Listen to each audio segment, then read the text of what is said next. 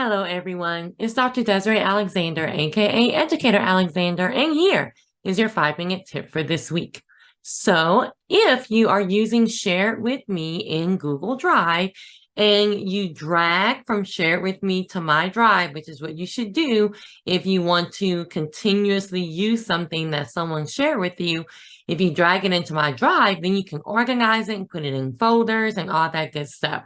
What I've started noticing is if you drag some items, they may say that everyone is going to lose access. And it's like, well, that's not what I want.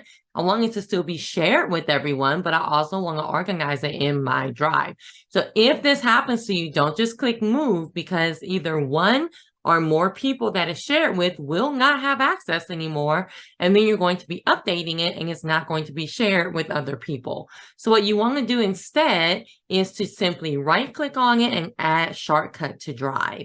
So if I click add shortcut to drive, it's going to ask me where do I want it. I'm just going to put it in My Drive, but I could click here, of course, to put it in different folders, but I'm just going to leave it in My Drive and click add shortcut. So when I do that, notice that it added the shortcut to My Drive, but it's still shared with everyone. So I didn't get the message that anyone would be dropped off.